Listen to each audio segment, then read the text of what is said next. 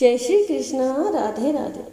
प्रिय भक्तों, आज भाद्रपद मास की पंचमी तिथि है और आज के दिन ऋषि पंचमी का व्रत रखा जाता है और कथा सुनी जाती है। बोलिए गौरी पुत्र गणेश भगवान की जय। बोलिए श्री लक्ष्मी नारायण भगवान की जय। आइए अब सुनते हैं ऋषि पंचमी की व्रत कथा। सत्ययुग में विदर्भ नगरी में शेनजित नामक राजा हुए थे। वह ऋषियों के समान थे। उन्हीं के राज में एक कृषक सुमित्र था। उसकी पत्नी जयश्री अत्यंत पतिव्रता थी। एक समय वर्षा ऋतु में जब उसकी पत्नी खेती के कामों में लगी हुई थी तो वह रजस्वला हो गई। उसको रजस्वला होने का पता लग गया, फिर भी वह घर के कामों में लगी रही। कुछ समय बाद वह दोनों स्त्री पुरुष अपनी अपनी आयु भोगकर मृत्यु को प्राप्त हुए। जयश्री तो कुतिया बनी और सुमित्र को रजस्वला स्त्री के संपर्क में आने के कारण बैल की योनि मिली। क्योंकि ऋतु दोष के अतिरिक्त इन दोनों का कोई अपराध नहीं था, इसी कारण इन दोनों को अपने पूर्व जन्म का समस्त विवरण याद रहा।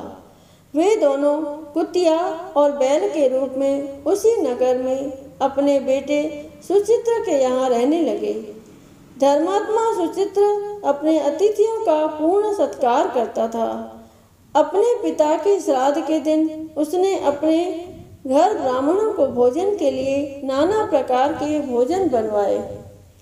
जब उसकी स्त्री किसी काम के लिए रसोई से बाहर गई हुई थी तो एक सर्प ने रसोई की खीर के बर्तन में विष वमन कर दिया।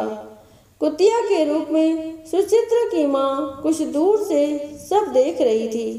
पुत्र की बहू के आने पर उसने पुत्र को ब्रह्म हत्या के पाप से बचाने के लिए उस बर्तन में मुंह डाल दिया।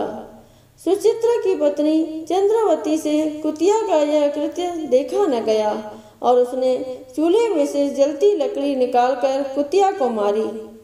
बेचारी कुतिया मार खाकर इधर उधर भागने लगी।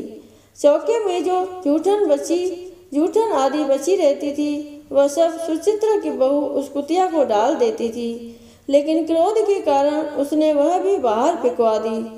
सब खाने का सामान फेंकवाकर बर्तन साफ करके दोबारा खाना बनाकर ब्राह्मणों को खिलाया। रात्रि के समय भूख से व्याकुल होकर वह कुतिया बैल के रूप में रह रहे अपने पूर्व पति के पास आकर बोली, हे स्वामी, आज तो मैं भूख से मरी जा रही हूँ। वैसे तो मेरा पुत्र मुझे रोज खाने को देता था, लेकिन आज मुझे कुछ नहीं मिला। सांप के विष वाले खीर के बर्तन को अनेक ब्रह्म हत्या के भय से छूकर उनके न खाने योग्य कर दिया था। इसी कारण उसकी बहू ने मुझे मारा और खाने को कुछ भी नहीं दिया। तब वह बैल बोला, हे भद्रे, तेरे पापों के कारण तो मैं भी इस योनि में आ पड़ा हूँ और आज बोझा ढोते ढोते मेरी कमर टूट गई है। आज मैं भी खेत में दिन भर हल में जुटा रहा।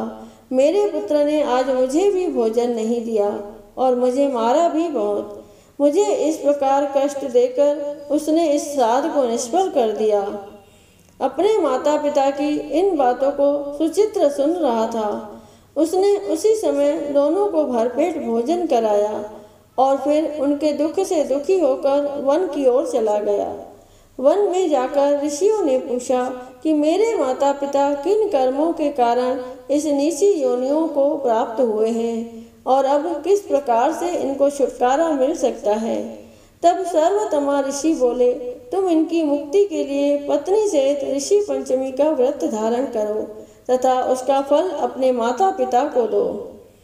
भाद्रपद महीने की शुक्ल पंचमी को मुख शुद्ध करके मध्याह्न में नदी के पवित्र जल में स्नान करना और नए रेशमी वस्त्र पहनकर अरुंधति सहित सप्त ऋषियों का पूजन करना।